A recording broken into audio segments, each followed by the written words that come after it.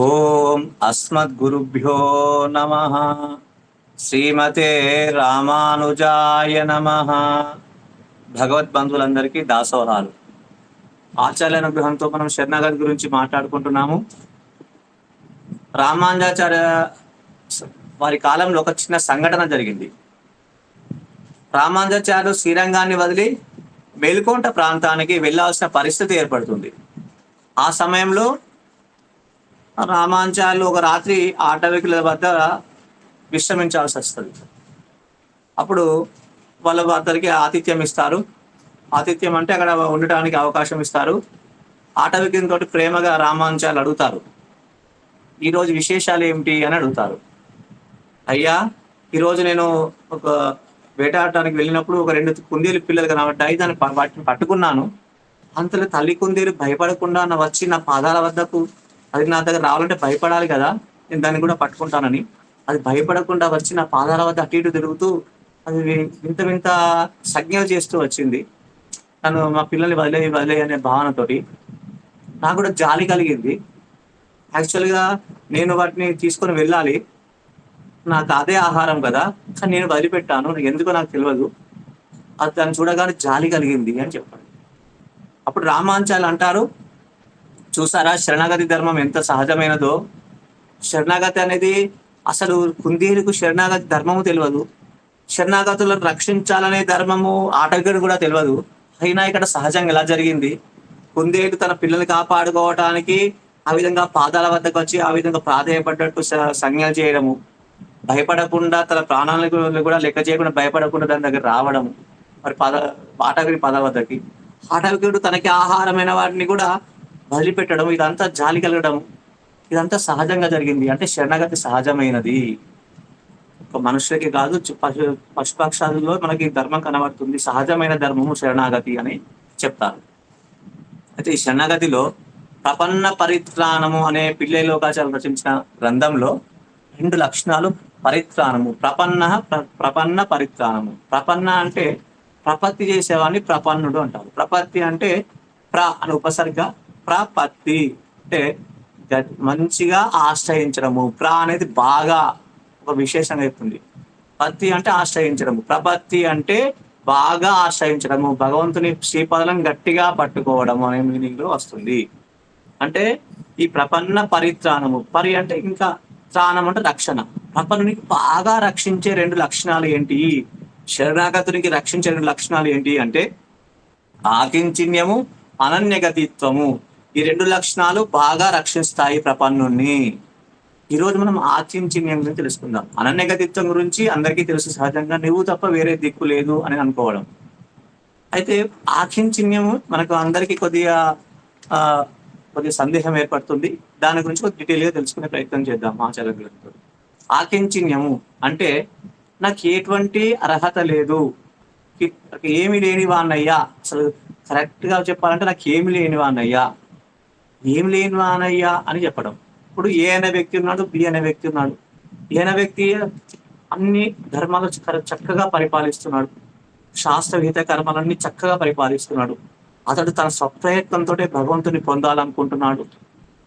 ఆ స్వప్రయత్నమే రక్షకం అనుకుంటున్నాడు. భగవంతుడు, అంత పెద్ద భగవంతుని పొందాలంటే మనకున్న అనాదిగా ఉన్నటువంటి కర్మలంతా తొలగించుకోవాలి, భగవంతుని చేరాలి అని శాస్త్రగీత కర్మలన్నీ తూచా తప్పకుండా చేస్తున్నాడు. బి అనే వ్యక్తి కూడా అదే విధంగా శరణాగతి చేసేవాడు, అతడు కూడా అదే చేస్తున్నాడు. అప్పుడు ఏ అనే వ్యక్తి బి అనే వ్యక్తిని అడుగుతాడు, నువ్వు శరణాగతి అంటున్నావు కదా, నువ్వు కూడా అన్ని కర్మలు చేస్తున్నావు అని అడుగుతాడు. అప్పుడు బి అనే వ్యక్తి ఏ అనే వ్యక్తికి చెప్పే సమాధానం ఏంటంటే, అవును, నేను అన్ని కర్మలు చెయ్యాలి, కానీ అవి రక్షిస్తున్నాయి అనే భావన నాలో ఉండకూడదు. ఏమాత్రం నేను చేసే కర్మ రక్షిస్తున్నా అని మనసులో ఏ మూలకున్నా శరణాగతి విఫలమవుతుంది. సర్వధర్మాన్ పరిత్యజ్య అనే దగ్గర కూడా పరిత్యజ్య అనే దగ్గర చెప్తారు, సర్వధర్మ అన్ని ధర్మాలను వదిలిపెట్టు. అన్ని ధర్మాలు వదిలిపెట్టు అంటే నేను రక్షిస్తాయి అనే భావనను వదిలిపెట్టి కర్మలు చేయమన్నాడు తప్ప కర్మలు వదిలిపెట్టమని చెప్పలేదు. నన్ను రక్షిస్తాయి అనే భావనను వదిలిపెట్టి కర్మ చేయమన్నాడు. ఇక్కడ కూడా నేను అన్ని కర్మలు భగవంతుని ఆజ్ఞలు కాబట్టి శృతి స్మృతి మవైవాజ్ఞ కాబట్టి శృతులు స్మృతులలో చెప్పినటువంటి విషయాలు ఇవి చెయ్యి అవన్నీ చెప్పినవన్నీ అది ఆయన ఆజ్ఞలు కాబట్టి ఈ ఆజ్ఞలు పాటించడం వల్ల నాకు ఆ, ఈ నా కర్మ నేను తొలగించుకొని భగవంతుని పొందాలనే ఉద్దేశం నాకు కాదు. ఆయన ఆజ్ఞలు పాటిస్తున్నా అని ఆ ధర్మంతో చేస్తున్నాను. కానీ నాకు రక్షించేది భగవంతుని శ్రీపాదాలే నాకు రక్షకమని నమ్ముకుంటున్నాను. ఆయనకున్నటువంటి దయా వాత్సల్యాది గుణాలే నాకు రక్షకం అనుకుంటున్నాను. ఆకించుని నేనంటే భగవంతుని దగ్గర వెళ్ళి అకించును నాకు ఏం లేను అని ఎందుకు అనుకుంటున్నాను? నిజానికి నేను భగవంతుని పొందడానికంటూ ఏమి చేయట్లేదు. భగవంతుని పొందడానికంటూ ఒక ఒక ఒక మనము భగవంతుని పొందడానికంటూ ఒక అకౌంట్ పెట్టినట్టయితే అకౌంట్లో ఏమి ఉండవు, జీరో. కానీ అన్ని పనులు చేస్తున్న ఈ అకౌంట్ ఏంది? భగవంతుడి కైంకర్యంగా భగవంతుని ఆజ్ఞ కోసం చేస్తే వేరే అకౌంట్ల కోసం చేస్తున్నాను. ఈ అకౌంట్లో జీరో. అంటే అందుకని నేను ఏం లేని అని అంటున్నాను. అవి నాకు ప్రేమతోటి చేస్తున్నాను, ఆనందంతో. నాకు ఇష్టమైన వ్యక్తి కాబట్టి ఆ ఇష్టమైన వ్యక్తి కోసం కష్టపడడం ఆనందం అనే ఉద్దేశంతో నేను చేస్తున్నాను. ఆయన ఆజ్ఞలను చేయడం నా ధర్మంగా చేస్తున్నాను. గురువు గురువుకు శిష్యుడు చేయడం సహజ ధర్మం, సేవలు. భార్య భర్తకు సేవలు చేయడం సహజ ధర్మం. కుమారుడు తండ్రికి సేవలు చేయడం సహజ ధర్మం. కాబట్టి ఇవి సహజ ధర్మంగా చేస్తున్నాయే తప్ప భగవంతుని పొందటానికంటూ చేస్తున్నవి కావు. కాబట్టి నాకు ఏం లేని వాడిని, అకౌంట్లో జీరో. నేను భగవంతుని పొందటానికంటూ ఏమీ లేదు. నాకు ఉన్న ధైర్యం అంతా, ఉన్న బలం అంతా భగవంతుడే. భగవంతుడే నాకు ధైర్యము. భగవంతుడి దయా వాత్సల్య గుణాలే నా బలం. నా తరపు నుంచి ఎటువంటి నాకు ధైర్యం లేదు, ఎటువంటి బలం లేదు అని చెప్తాడు. అకించిన్యము అంటే నేను పొందడానికి ఏం లేని వాన్నయ్యా అని భగవంతుడి దగ్గర అనాలి. అన్ని పనులు చేసిన ఆ మాట అనాలి. అవి కైంకర్యంగా చేసినవి కాబట్టి. ఇప్పుడు కొన్ని విషయాలు, ఉపాయము ఉపేయం అనే 2 పదాలు తెలుసుకోవాలి శరణాగతి గురించి వివరించే ముందు. ఉపాయం అంటే భగవంతుని చేసే ప్రయత్నాలను ఉపాయము అంటారు. ఉపేయం అంటే మనం పొందేది ఏదో దాన్ని ఉపేయము అంటారు.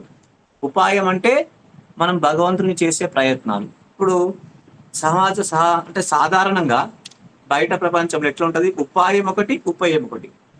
చేసే పని ఒకటి ఉంటుంది, పొందేది ఒకటి ఉంటుంది. నేను ఒక పని చేశాను, ఆ పని వల్ల నాకు 500 రూపాయలు లభించాయి. 500 అనేది వేరే, చేసే పని అనేది ఒకటి వేరే. అంటే చేసే పని వేరే, వచ్చే ఫలితం వేరే. కానీ ఇక్కడ ఉపాయము ఉపేయము భగవంతుడే శరణాగతిలో. అది ఎట్లా సాధ్యమయ్యా? ఉపాయం ఉపేయం 2 ఒకటి ఎట్లయితుంది? చేసే పనే ఫలితం ఉంటుందా? అంటే ఇక్కడ ఒక ఆవు ఉంటుంది, దూడ చాలా దూరంగా ఉంటుంది. గడ్డిని చూపించగానే గడ్డిని తిందామని ఆవు అంత దూరం నుంచి ఇక్కడికి వస్తుంది. దూడ అక్కడి నుంచి ఇక్కడికి రావడానికి కారణం ఏంటిది? గడ్డి మాత్రమే. తిన్నది దేన్ని? గడ్డినే. అక్కడ నుంచి ఇక్కడికి రావడానికి, దూడకి రావడానికి కారణం గడ్డే, తిన్నది కూడా గడ్డే. అదే ఉపాయము గడ్డే, ఉపేయము గడ్డే. మన శరణాగతునికి భగవంతుడే ఉపాయము, భగవంతుడే ఉపేయము. అంటే భగవంతుడి శ్రీపాదాలే ఉపాయం అని నమ్ముతున్నాడు. తర్వాత పొందేది కూడా భగవంతుడినే. భగవంతుని శ్రీపాదాలే ఉపాయం అని నమ్ముతున్నాడు, పొందేది కూడా భగవంతుడినే. ఉపేయాలు 2 భగవంతుడే. భగవంతుని శ్రీపాదాలు అంటే అక్కడ దయావాచల గుణాలు రక్షిస్తాయి కూడా అనుకోవచ్చు. భగవంతుడి పాదాలు రక్షిస్తాయి, కానీ భగవంతుడి పాదాలు ఎట్లా రక్షిస్తాయి? అతనిలో ఉన్నటువంటి గుణాల వల్ల రక్షించబడతాడు, దయావాచల్య గుణాల వల్ల. తర్వాత దీనికి మనకు రామాయణం నుంచి 2 ఎగ్జాంపుల్స్ చెప్తారు. రామాయణంలో ఇంద్రజిత్తు సుందరకాండలో హనుమంతుని బ్రహ్మాస్త్రంతో బంధింపబడతాడు. అంటే హనుమంతుడికి బ్రహ్మాస్త్రం పనిచేయదు, కానీ బ్రహ్మ మీద ఉన్న గౌరవంతో బంధింపబడతాడు. బంధింపబడగానే అవి బయట కనబడేది. బంధింపబడడం అనేది బయట కనబడదు, మంత్రపూరితం కాబట్టి. వీరు అసురుడు తెలియక జనపనారలు, పలకలాలు అంటే ఇటువంటి పాలు కడతారు అనుకోండి. కట్టేసరికి అవి బ్రహ్మాస్త్రం మాయమైపోతుంది, అంతర్ధానం అయిపోతుంది. హనుమంతుడు తాళను ఈజీగా చెప్పేసుకుంటాడు. అలాగే దాన్ని కంపేర్ చేసి చెప్తారు. అలాగే మనం శ్రీమన్నారాయణ పాదాలే రక్షకము, ఆయనే నాకు ఉపాయం అని నమ్ముకున్న తర్వాత శరణాగతి అంటే అది స్వామి నీ పాదాలే నాకు దిక్కయ్యా, నీ పాదాలే నాకు రక్షకమయ్యా అని నమ్ముకున్న తర్వాత మనము సహజంగా ఎన్నో పనులు చేస్తుంటాం, మంచి పనులు చేస్తుంటాము. రామాయణ పారాయణ చదువుతుంటాం. ఏకైకం అక్షరం ప్రోక్తం మహాపాతకనాశనం అని వస్తుంది. అబ్బా నా పాతకాలు పోతున్నాయి. గంగాలో స్నానం చేస్తాం, గంగా స్నానం చేయగానే అబ్బా కొన్ని పాపాలు పోయినాయి అనే భావన వస్తుంది. ఇట్లా 1,000,000 జన్మ కృతం పాపం స్మరణీయ విరక్షత అనే ఒక శ్లోకం చదవని వస్తుంది. నా పాపాలు పోతున్నాయనే భావన వస్తుంది. రాగానే మనం కొంత ప్రయత్నం చేస్తున్నట్టు అయిపోతుంది, కర్మయోగంకి అయిపోతాం, మనము శరణాగతిలోంచి విఫలమైపోతాము. తాళ్ళు కట్టగానే బ్రహ్మాస్త్రం ఏ విధంగానైతే విఫలమైందో, మనము ఏ విధంగానైతే నా పాపం కొంత పోయింది అని ఉంటే విఫలమవుతాము. శరణాగతిలో ఉన్నటువంటి ధర్మం ఏంటంటే తప్పకుండా 100% రక్షిస్తుంది, ఎటువంటి అయోగ్యులకైనా రక్షిస్తుంది. కానీ ఒక విశ్వాసం ఉండాలి, మన సైడ్ ప్రయత్నంలో జీరో ఉండాలి. మన ప్రయత్నం జీరో ఉన్నప్పుడు రక్షిస్తుంది. ఇప్పుడు ద్రౌపది వస్త్రాపన జరుగుతున్నది, ఆమె ఎడమ చేయి కొంతసేపు పట్టుకున్నప్పుడు వస్త్రాలు రాలే, ఆ చెయ్యి కూడా ఒక్క చెయ్యి పట్టుకున్నది పాపం, అంత విపత్కర పరిస్థితుల్లో. తర్వాత శరణాగా చేద్దాము, నాకు ఇక ఎవరు దిక్కు లేదు అనుకుని నిశ్చయించుకుని ఆ చెయ్యి కూడా వదిలిపెట్టింది, ఆ భగవంతుని ప్రార్థించింది. ఎంతటి విపత్కర పరిస్థితిలో కనీసం ఆ ఉన్న ఒక్క ఆధారమైన చెయ్యిని కూడా వదిలిపెట్టి ప్రార్థిస్తేనే వస్త్రాలు వచ్చినాయి. శరణాగతి అంటే మనకున్నటువంటి ఆ చిన్న ప్రయత్నం కూడా చేయకూడదు, ఏ చిన్న ప్రయత్నం చేయకూడదు భగవంతుని పొందడానికి.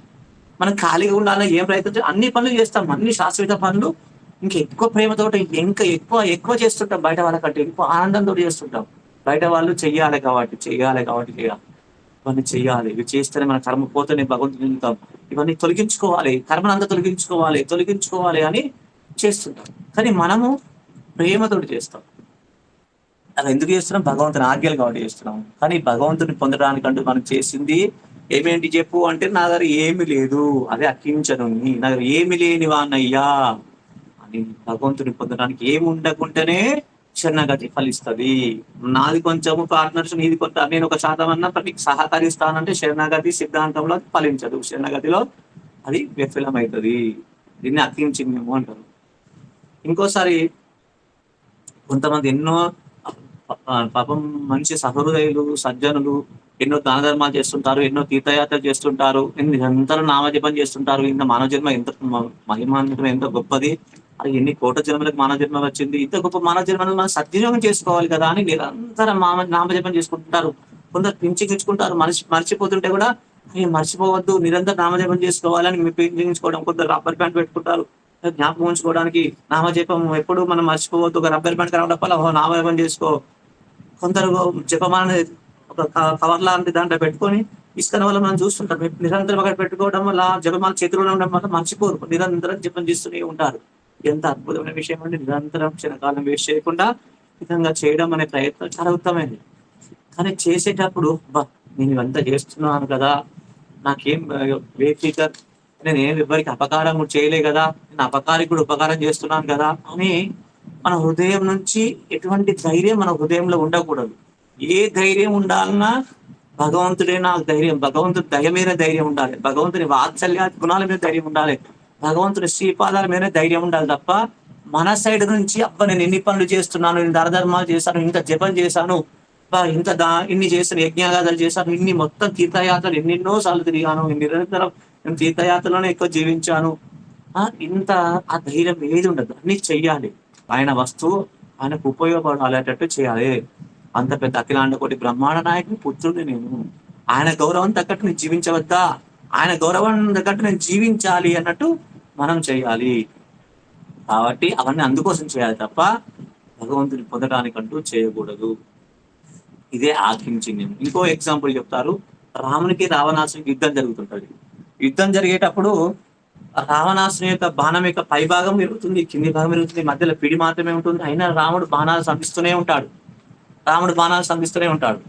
బాణాలు సంధిస్తుంటే ఆ రావణునికి ఆశ్చర్యం కలుగుతుంది. నేను నిరాయుధుని కదా, నిరాయుధుని నా మీద ఎందుకు బాణాలు సంధిస్తున్నాడు అనుకునే ప్రాంతంలో ఒక బాణం వచ్చి పిడికి తాకుతుంది, చేయికి తాకుతుంది, ఆ పిడి వరిగిపోతుంది, పిడి అనేది విడిపడుతుంది.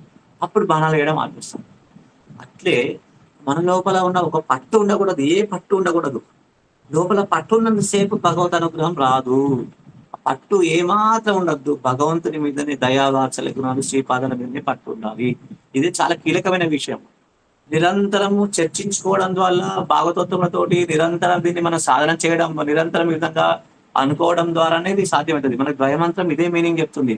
మనకు పెద్దలు, మనకు ఆచార్యులు ద్వయమంత్రం నిరంతరం జపం చేసుకోండి, అష్టాక్షరి పొద్దున చేసుకోండి, ఎర్లీ మార్నింగ్ చేసుకోండి, ద్వయమంత్రం నిరంతరం చేసుకోండి అని చెప్తారు కదా. ఆ ద్వయమంత్రంలో ఇదే నిరంతరం చేసుకోవడంలో, అర్థానుసంధానంగా చేసుకోవడం వల్ల మనకి ఎంతో రక్షణ జరుగుతుంది అన్నట్టు. అయితే రావణునికి మన లోపల ఎటువంటి పట్టు ఉండకూడదు. రావణాసురుని దగ్గర పిడి ఉన్నంత సేపు ఏ విధంగా అయితే బాణాలు వచ్చాయో, మనలో ఆ పట్టు ఏ పట్టు ఉండద్దు. పట్టు అంటే ఏంది ఇక్కడ? అయ్యో నేను ఇంత నాకు కొంత ఉంది కదా, నేను ఎన్నో దాన ధర్మాలు చేస్తాను, ఇన్ని సత్కార్యాలు చేస్తాననే పట్టు ఉండకూడదు. అసలు ఏ మూలకు హృదయం చివరి అంచు నుంచి కూడా అసలు ఏ మాత్రం ఉండకూడదు. నిరంతరం అనుకోవాలి, ద్వయమంత్రం ద్వారా అనుకోవాలి. స్వామి నాకు ఈ పాద రక్షకము. అసలు మనము చీమ్ ఎగ్జాంపుల్ చెప్పుకున్నాం కదా, అసలు మనం అంత కర్మను మనం తీసేసుకోలేం కదా. అయ్యో మనం ఆయనతో ఒకటి ప్రయత్నం చేసి మొత్తం వదిలిపెట్టుకోవడం ఏంటి? భగవంతుడు వదిలిపెట్టేస్తాడు. మనం కొంత ప్రయత్నం చేస్తున్నామంటే అది మన మీద మనకు సప్రయత్నం అయిపోతుంది. కొంత 1% ఉన్న సప్రయత్నం అయిపోతుంది. కాబట్టి మనకెందుకు ఉన్నది కూడా భగవంతుడే మొత్తం తొలగిస్తానన్నప్పుడు మనకెందుకు ఇదంతా? భగవంతుని మనము సహజమైన సంబంధం ఆయనకు మనకు ఉంది కదా. మనకి ఏ పట్టు ఉండాలి? భగవంతుని దయా వాత్సల్యాది గుణాలే రక్షిస్తాయనే పట్టు ఉండాలి తప్ప మన నుంచి వేసే సత్కర్మలు రక్షిస్తాయనే పట్టు ఉండకూడదు. దీన్ని ఎన్నిసార్లు మనం ఎన్నిసార్లు రిపీట్ ఎందుకు చెప్తున్నామంటే ఇదే చాలా కీలకమైన విషయం. ఇది సత్సాంగత్యం ద్వారా పరస్పరం భాగవతం చర్చించుకోవడం ద్వారా మాత్రమే మనసులో ఆ విధంగా స్థిరంగా నిలుస్తుంది దృఢమైన. అందుకోసం ఎవరికి ఎన్ని అవకాశాలు ఉంటాయో అని నేనే ఎక్కువసార్లు తిరిగి చెప్తున్నాను. అది చాలా ప్రధాన విషయము.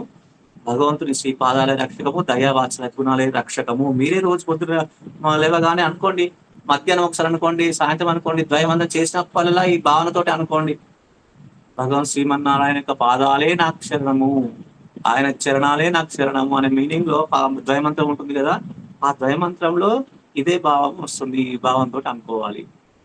తర్వాత సూర్యుడు అందరికి ఎండనిస్తానంటాడు. సూర్యుడు అందరికి ఎండనిస్తానంటాడు. కానీ గొడుగు పట్టుకున్న వాళ్ళకి ఎండ రాదు కదా. అంటే భగవంతుని దయ అందరి మీద వర్షిస్తుంది, అందరి మీద ఉంది, సహజంగా ఎప్పుడు ఉంది. మనం స్వప్రయత్నమనే గొడుగు పెట్టుకొని దాన్ని దూరం చేసుకుంటున్నాం అంతే. గోవర్ధనగిరి పర్వతం లావటినప్పుడు, ఉచిత స్వామి లావటినప్పుడు గోపికలకు విశ్వాసం ఉంది, నిరందిగా నిశ్చింతగా ఉన్నారు. కానీ కొంతమంది గోపగులు మాత్రం వాళ్ళకు విశ్వాసం లేక కట్టెలు అడ్డం పెట్టుతున్నారు. స్వప్రయత్నం అనే కట్టెలు అడ్డం పెట్టడం వల్ల భగవత్ అనుగ్రహం దూరం అవుతుంది. అంత పెద్ద గోవర్ధనగిరి పర్వతం ఆ కట్టెల వల్ల ఆగుతుందా? స్వామి ఒకసారి కింది కానీ కట్టెలు విరిగిపోతాయి. కట్టెలు లాగదు కదా. భగవంతుడే మొత్తం మిమ్మల్ని రక్షిస్తాను, సంరక్షిస్తాను, ఉండండి, నిశ్చింతగా ఉండేది అంటారు కదా. ఇంకా గోపికల్లాగా నిశ్చింతగా ఉండకుండా మనం ఏదో ప్రయత్నం చేసి పట్టుకుందాము, కట్టే ప్రయత్నం చేద్దామని పెట్టడం వల్ల ఆ యొక్క మనం స్వప్రయత్నం కట్టబెట్టడం వల్ల మొత్తం విఫలమవుతుంది. తిరుక్కురుగై పిరాన్ పిల్లాన్ అని పూర్వాచార్యులు చెప్తారు. మంచి స్వర్ణమయమైనటువంటి ఒక కలశంలో మంచి పవిత్ర తీర్థం ఉంది, పుణ్యజలం ఉంది. దాంట్లో ఒక కళ్ళు చుక్క, మధిర బిందువు అంటారు. కళ్ళు చుక్క పడగానే మొత్తం ఎట్లా పెడతాం ఇప్పుడు. మనం ఎంత శరణాగతి చేసినా ఎప్పుడో ఒకసారి స్వప్రయత్నం అనే ఒక మధిర బిందువు, ఒక స్వప్రయత్నం అనే ఒక కళ్ళు చుక్క పడితే మొత్తం వ్యక్తమైపోతుంది అని చెప్తారు. నంజీర్ అనే ఒక పూర్వాచార్యుల దగ్గరికి, నంజీర్ అనే పూర్వాచార్యులు తన శిష్యులు అంతిమ సమయంలో ఉన్నారు, అనారోగ్యంగా ఉన్నారు, అంతిమ సమయంలో ఉన్నారు, వారిని మాట్లాడిద్దామని వెళ్ళారు. అప్పుడు ఆ శిష్యులు అంటారు నంజీరుతో, స్వామి నాకు అంతిమ సమయం ఏర్పడింది స్వామి, నాకు అంతిమ సమయంలో రక్షకం ఏంటి స్వామి అని అడుగుతారు. సర్వకాల సర్వావస్థల యందు శ్రీమన్నారాయణుడే రక్షకుడై ఉన్న తర్వాత అంతిమ సమయంలో ఒకరు రక్షకము అనుకోకపోవడమే రక్షకమయ్యా అని చెప్తారు. కాబట్టి మనం భగవంతుడి శ్రీమన్నారాయణుడే సర్వకాల సర్వావస్థ అతను రక్షకుడై ఉన్నాడు అనే దయావాత్సల్య గుణాలు ఎప్పుడు మనం వింటూ ఉన్నాయి. కాబట్టి మనకు సంబంధాన్ని తలుచుకొని స్వప్రయత్నంతో దూరం చేసుకోవద్దు. అన్ని కర్మలు కైంకర్యంగా చేసుకుంటూ వెళ్ళాలి. అందుకేసమే మనము కైంకర్య రూపైన ఏ సంకల్పం చేసినా కైంకర్య రూపైన అనుకుంటూ పారాయణ లాంటివి చేస్తాం. మరి ఇంత ఈజీ ఉన్న తర్వాత ఎందుకండి ఇవన్నీ అంటే మానసిక విశ్వాసం కష్టం అండి. మనకు ఒకసారి అనుకోకుండా చెప్తారు, నీకు ఈసారి గ్రహచారం అసలుకే బాగలేదు, నువ్వు తప్పకుండా ఈ శాంతి చేయించుకోవాలని చెప్తారు. తర్వాత ఇంకెన్నెన్నో కామ్య కర్మ చెప్తారు, నువ్వు ఈ హోమం చేసుకోవాలి, ఆ హోమం చేసుకోవాలని చెప్తుంటారు. కానీ శరణాగతుడైన వాడు ఒక ఫలితాన్ని కోరి, ఒక ఉద్దేశాన్ని ఉద్దేశించి, ఒక కామ్యాన్ని ఉద్దేశించి ఎటువంటి కర్మలు చేయగలడు. గ్రహచారం ఎట్లుంటే అట్లా యద్యద్ భవ్యం భగవాన్ పూర్వకర్మానురూపం అని ఆయన ఎంత అండి, పాత శరీరాన్ని వదిలిపెట్టి, పాత చొక్కాన్ని వదిలిపెట్టి కొత్త చొక్కా ధరించినట్టే కదా మానవ శరీరాన్ని వదిలిపెట్టి ఇంకో శరీరం ధరిస్తాము. ఏదైతే అది కానీ అనంత కోట జన్మల్లో మనకు అలవాటు అయిన అనంతకాల జన్మలో. కాబట్టి మనం తెగించి ఉండాలి. భగవంతుని స్వామి ఈ జన్మ నేను వ్యక్తం చేసుకోను, ఏట్లో జరిగేది ఉంటుంది, నువ్వే నాకు సర్వస్వం స్వామి, నీకు అన్ని తెలుసు, నీ వస్తువుని ఎట్లా నడిపిస్తావో అట్లా నడిపించుకో అన్న భావన తెగించి ఉండాలి. ఎంత కష్టం వచ్చినా మళ్ళీ నీకు 7:30 వచ్చిందయ్యా అతనికి వెళ్ళి ఈ పూజ చేయాలి, ఇక్కడ ఈ పూజ చేయాలి అంటే ఏది మాత్రం కామ్య కర్మలు చేయకూడదు. భగవంతుని దగ్గర నిష్కామంగా ఉండాలి. చెప్తారు, ఏమని చెప్తారు? ఏక భక్తిర్ విశిష్యతే అని చెప్తారు భగవద్గీతలో. ఏక భక్తి విశిష్యతే ఒక్క దేవుని మీద భక్తి ఏం కాదు. అక్కడ ఏం వ్యాఖ్యానంలో ఏం చెప్తారంటే, నా మీద భక్తి, నేను ఇచ్చే ఫలితాల మీద భక్తి కాదు. ఎవరు నా మీద మాత్రమే భక్తి ఉండాలి, నేను ఇచ్చే ఫలితాల మీద కాదు భక్తి. అందరికి ఈ కాలంలో ఎక్కువ మంది లక్ష్మీదేవి అంటే మస్తు ఫ్యాన్స్ ఉంటారు. అబ్బా లక్ష్మి మంచి సంపదలు ఇస్తుంది అని. అట్లా కాదు. మనకు స్వామి ఇచ్చే వాటి మీద కాదు, స్వామి మీదనే మనకు భక్తి ఉండాలి. వరదరాజ స్తవంలో కురుత్తాలు వాళ్ళు ఏమంటారు అంటే, వరద ఎదిహ వస్తు వాంఛామ్యహం తవ చరణలాభా విరోధస్తతః ఎది నభవతి తచ్చదేహి ప్రభో జటితి వితర పాదమేవాన్యథా. వరదరాజా, నాకు నీ పాద పద్మాలకు విరుద్ధంగా ఉన్నది నాకు ఏమీ ఇవ్వకు. నీ పాద పద్మాలు నాకు కావాల్సిన నీ పాద పద్మాలు మాత్రమే. ధనం మదీయం తవ పాద పంకజం, మనకు అది ధనం, భగవంతుని పాద పద్మాలే మనకు ధనము. తర్వాత మళ్ళీ అలవందాలు కూడా, అవబోధితవాని మాం యదా మయి నిత్యాం భవదీయతాం స్వయం కృపయైతదన్య భోగ్యతాం భగవాన్ భక్తిమపి ప్రయచ్చమే అని నాకు భక్తిని ప్రసాదించమని కోరుతాడు. కులశేఖరాల వారు కూడా, ముకుంద మూర్ధ ప్రణిపత్యయాచే భవంతమేకాంతమియంతమర్థం అవిస్మృతి తరణారవిందే భవే భవే మే అస్తు భవత్ ప్రసాదాత్. స్వామి నీ పాద పద్మాలను నిరంతర స్మరణే ఉండాలి. ముకుంద మూర్ధన, శిరస్సు వంచి ప్రార్థిస్తున్నాను స్వామి. అవిస్మృతి తరణారవిందే, అవిస్మృతి కంటిన్యూస్ గా నీ చరణారవిందే నా స్మృతి ఉండాలి అని ప్రార్థిస్తున్నారు. ఎవరడిగిన మన ఆండాల తల్లి కూడా ఏమని చెప్పి, ఏజేట్ విరవిక్కుం ఉందన్నోడు తోమేయావు ఉనక్కే నామాచేవం మత్తైనంకా మంగళ మాత్తు. నీకే 7 జన్మలకు నీకే చెందిన వాళ్ళమయ్యా, నీకే దాస్యం చెందిన వాళ్ళము. నీ నిత్య కైంకర్యము చేయడమే మా స్వరూపము, దానికి విరుద్ధమైన కోరికలు ఏ ఉన్నా తొలగించు అని. ఆ నిత్య కైంకర్యానికి విరుద్ధమైన కోరికలు తొలగించే బాధ్యత కూడా నీదేనయ్యా అని కోరుతుంది. ఈ విధంగా మాత్రం ఉండటం చాలా ఇంపార్టెంట్. బంగారు జింక పాపం సీతమ్మ ఏం చేసింది, మనకు నేర్పించింది పాఠం. పక్కన బంగారు జింక ఉంది, రాముడు ఉన్నాడు. ఆమెని మనం ఏం చేస్తున్నాం మిస్టేక్, రాముడు పక్కనే ఉండగా బంగారు జింకను కోరుకుంది, లంక అనే శరీరం అని లంకలో పడిపోయింది అని చెప్తుంటారు. అంటే ఏంది, మనం బంగారు జింకని లౌకికమైన కోరికలు కోరితే రాముడి నుంచి దూరం అవుతాము అని అమ్మ మనకు నేర్పించడానికి ఆ విధంగా చేసింది. ఇక్కడ దుర్యోధనుడు అర్జునుడు ఇద్దరు వస్తారు కృష్ణుడి దగ్గరికి. వస్తే పరీక్ష అర్జునుడికి పెట్టాలి. పరీక్ష చదువుకున్న వాళ్ళకి పెడతారు తప్ప చదువుకున్న వాళ్ళకి పరీక్ష ఏం పెడతారు? అర్జునుడు చదువుకున్నాడు, భక్తి అనే పరీక్ష పెడదాం. దుర్యోధనుడికి ఏం భక్తి ఉంది, అతనికి ఏం పరీక్ష పెడదాం అని ఫస్ట్ కోరుకునే ఛాన్స్ దుర్యోధనుడు మొదలు వచ్చినా ఫస్ట్ కోరుకునే ఛాన్స్ కావాలని అర్జునికి ఇచ్చాడు. ఇన్ని లక్షల సైన్యం అయ్యా, నేను ఒక్క వైపు, నేను ఆయుధం పట్టాను, చక్ర ఆయుధం ఉంది కదా, సుదర్శన చక్రం ఉంది కదా, అందరిని నేను ఏ ఆయుధం పట్టను, నేను ఏ మాత్రం యుద్ధం చేయను, ఉచిత సలహాలు ఇస్తాను అని మొత్తం అర్జునికి పరీక్ష పెట్టాడు కదా. ఎందుకంటే చదువుకున్న వాళ్ళకే పరీక్ష పెడతారు కదా. మనం పిల్లలు చదువుకుని నేను ప్రిపేర్ కాలేదంటే వాళ్ళకి ఏం పరీక్ష పెడతాం? ప్రిపేర్ అయిన వాళ్ళకే కదా పరీక్ష పెట్టేది. అర్జునుడు మంచి వ్యక్తి, ఉత్తముడు కాబట్టి అతని గుణాన్ని పరిశీలించడం కొరకే భగవంతుడు ఫస్ట్ అతనికి అవకాశం ఇచ్చాడు. నాకు అన్ని లక్షల సైన్యం మధ్యయ్యా, నాకు నువ్వే కావాలి, నువ్వు ఆయుధం పట్టకున్నా సరే, నువ్వు వట్టిగా ఉన్నా సరే, నాకు నువ్వు ఉండడమే నాకు ధైర్యం అని చెప్తాడు. అప్పుడు చూశాడు మొదటి 10 రోజులు కూడా యుద్ధంలో అన్ని అపజయాలే. తర్వాత 11వ రోజు నుంచి 18వ రోజు వరకు మొత్తం విజయాలు అతనికి అప్పయిపోయాడు. వీళ్ళ సైన్యం తక్కువ, వాళ్ళ సైన్యం ఎక్కువ. అక్కడ మహా అతిరథులు ఉన్నారు, ఇక్కడ తక్కువ అతిరథులు ఉన్నారు. అయినా కానీ లాస్ట్కు విజయం సాధించారు. అంటే భగవంతుని వైపు మనము అడుగు వేయాలి. ఎన్ని జన్మలు వ్యక్తం చేసుకున్నాం, కోట్ల జన్మలు వ్యక్తం చేసుకున్నాం. భగవంతుని ఈ జన్మలను ఏదైనా జరగని, నాకు నువ్వే కావాలి, నాకు ఏమైనా కానీ, నువ్వు తప్ప నాకు వేరే లేదు. ఎండ కాని వాన కాని, నా కొండల రాయుడే నాకు కుల దైవము అంటాడు అన్నమయ్య. మనము వ్యవహారికంగా ఏమంటాం, నీట ముంచిన పాల ముంచిన నీదే భారం అంటాం. ఆ విధంగా ఉండాలి. శ్రీమన్నారాయణ నమ్ముకున్న తర్వాత మిగతా ఇతర దేవతల విషయంలో మనం ఎట్టి పరిస్థితుల్లో కూడా అగౌరవం ఉంచకూడదు. కాబట్టి శ్రీమన్నారాయణ మాత్రమే నమ్ముకోవాలి, శరణాగ చేసేవాళ్ళు మాత్రము. మనం చేసే పనులు ఏవి కూడా రక్షిస్తాయి అని భావించకూడదు. భగవంతుని దయావాత్సల్యాది గుణాలే రక్షిస్తాయి, భగవంతుని దయావాత్సల్యాది గుణాలే రక్షిస్తాయి, ఆయన శ్రీపాదాలే రక్షకము అని నమ్ముకొని ఈ విధంగా మనం భగవద్భావతం ఆచార్య ముఖ విగ్రహంగా నడుస్తూ వెళ్ళాలి. సర్వం శ్రీకృష్ణార్పణమస్తు. ఓం అస్మద్గురుభ్యో నమః. జై శ్రీమన్నారాయణ. శ్రీమన్నారాయణ నమ్ముకున్న తర్వాత మిగతా ఇతర దేవతల విషయంలో మనం ఎట్టి పరిస్థితుల్లో కూడా అగౌరవం ఉంచకూడదు. కాబట్టి శ్రీమన్నారాయణ మాత్రమే నమ్ముకోవాలి, శరణాగతి చేసేవాళ్ళు మాత్రము. కదా మనం చేసే పనులు ఏవి కూడా రక్షిస్తాయి అని భావించకూడదు. భగవంతుని దయా వాత్సల్యాది గుణాలే రక్షిస్తాయి, భగవంతుని దయా వాత్సల్యాది గుణాలే రక్షిస్తాయి, ఆయన శ్రీపాదాలే రక్షకము అని నమ్ముకొని ఈ విధంగా మనం భగవద్భావతం ఆచార్య ముఖ విగ్రహంగా నడుస్తూ వెళ్ళాలి. సర్వం శ్రీకృష్ణార్పణమస్తు. ఓం అస్మద్గురుభ్యో నమః. జై శ్రీమన్నారాయణ. శ్రీమన్నారాయణ నమ్ముకున్న తర్వాత మిగతా ఇతర దేవతల విషయంలో మనం ఎట్టి పరిస్థితుల్లో కూడా అగౌరవం ఉంచకూడదు. కాబట్టి శ్రీమన్నారాయణ మాత్రమే నమ్ముకోవాలి, శరణాగతి చేసేవాళ్ళు మాత్రము. కదా మనం చేసే పనులు ఏవి కూడా రక్షిస్తాయి అని భావించకూడదు. భగవంతుని దయా వాత్సల్యాది గుణాలే రక్షిస్తాయి, భగవంతుని దయా వాత్సల్యాది గుణాలే రక్షిస్తాయి, ఆయన శ్రీపాదాలే రక్షకము అని నమ్ముకొని ఈ విధంగా మనం భగవద్భావతం ఆచార్య ముఖ విగ్రహంగా నడుస్తూ వెళ్ళాలి.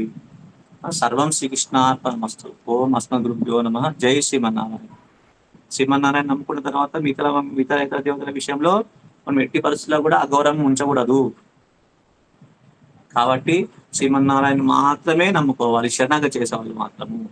కదా మనం చేసే పనులు ఏవి కూడా రక్షిస్తాయి అని భావించకూడదు. భగవంతుని దయా వాత్సల్యాది గుణాలే రక్షిస్తాయి, భగవంతుని దయా వాత్సల్యాది గుణాలే రక్షిస్తాయి, ఆయన శ్రీపాదాలే రక్షకము అని నమ్ముకొని ఈ విధంగా మనం భగవద్భావతం ఆచార్య ముఖ విగ్రహంగా నడుస్తూ వెళ్ళాలి. సర్వం శ్రీకృష్ణార్పణమస్తు. ఓం అస్మద్గురుభ్యో నమః. జై శ్రీమన్నారాయణ. శ్రీమన్నారాయణ నమ్ముకున్న తర్వాత మిగతా ఇతర దేవతల విషయంలో మనం ఎట్టి పరిస్థితుల్లో కూడా అగౌరవం ఉంచకూడదు. కాబట్టి శ్రీమన్నారాయణ మాత్రమే నమ్ముకోవాలి, శరణాగతి చేసేవాళ్ళు మాత్రము. కదా మనం చేసే పనులు ఏవి కూడా రక్షిస్తాయి అని భావించకూడదు. భగవంతుని దయా వాత్సల్యాది గుణాలే రక్షిస్తాయి, భగవంతుని దయా వాత్సల్యాది గుణాలే రక్షిస్తాయి, ఆయన శ్రీపాదాలే రక్షకము అని నమ్ముకొని ఈ విధంగా మనం భగవద్భావతం ఆచార్య ముఖ విగ్రహంగా నడుస్తూ వెళ్ళాలి. సర్వం శ్రీకృష్ణార్పణమస్తు. ఓం అస్మద్గురుభ్యో నమః. జై శ్రీమన్నారాయణ. శ్రీమన్నారాయణ నమ్ముకున్న తర్వాత మిగతా ఇతర దేవతల విషయంలో మనం ఎట్టి పరిస్థితుల్లో కూడా అగౌరవం ఉంచకూడదు. కాబట్టి శ్రీమన్నారాయణ మాత్రమే నమ్ముకోవాలి, శరణాగతి చేసేవాళ్ళు మాత్రము. కదా మనం చేసే పనులు ఏవి కూడా రక్షిస్తాయి అని భావించకూడదు. భగవంతుని దయా